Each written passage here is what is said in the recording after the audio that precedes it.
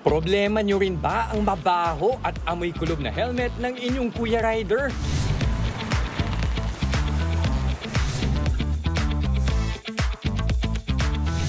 May solusyon dyan ang 24 years old na si Harold.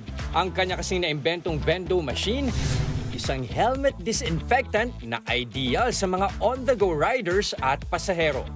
It started with my passion into robotics. Okay. Pangalawa, yung market. Nanghihinayang ako sa laki ng market kasi as per data, millions ang nadadagdag na riders every month. Talking about motor, ha? Motor Yes, pa lang yes. yan. Oh. So, napakalaking industry yan. So, let's take advantage of the market. So, doon din nag-incorporate yung idea ng, yun nga, yung sa robotics by inventing a machine that is accessible to everybody. Mula sa kanyang ipon na 20,000 pesos, ginamit niya itong kapital para masimulan ang kanyang prototype. Actually, yung simulan ko na isang prototype, that was the last money, the last salary I got from my previous work.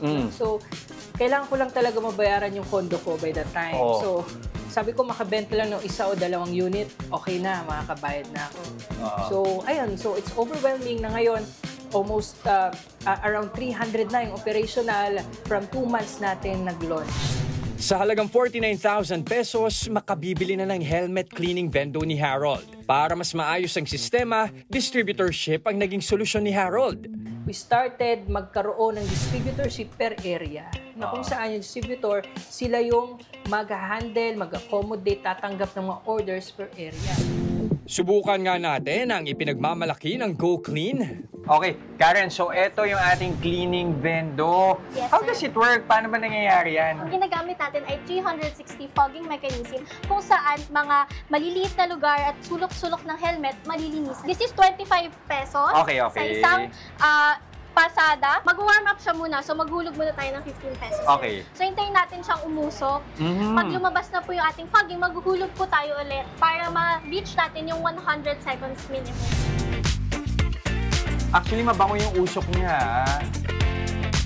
So, hawakan niyo, sir. Mainit siya. Yung alam niyo yung pakiramdam na kapag yung isang bagay na initan, pakiramdam yung malinis. Kasi yung feeling niya is that na-sterilize yung gamit mo. Ganon din siya. So sa isang galon ulit ng solution, 100 helmet. 150 helmets 150 helmets or more. So papatak ng ang kaya mong kitain sa isang araw, mababa na yung 2.5. Kung halimbawa maka-isang daan ka na helmets. Yes, sir. Meron kaming distributor sa Marikina, 8,000 a day, sir. Ganun karami. Yes, sir. Wais na negosyo. Opo, sir. Sa ngayon, Luzon, Visayas, Mindanao, meron tayong mga units na na-deploy na dyan. Out of those 300 nga na operational. At meron pang libo-libo na nakapila at we continue to produce. At the next goal siguro is yung global market naman. Global market naman. Napakabata pa nitong negosyo mo, pero ano na yung mahalagang natutunan mo sa pagnenegosyo? Well, unang-una maging open-minded ka kasi back then medyo takot akong magpasok ng mga tao.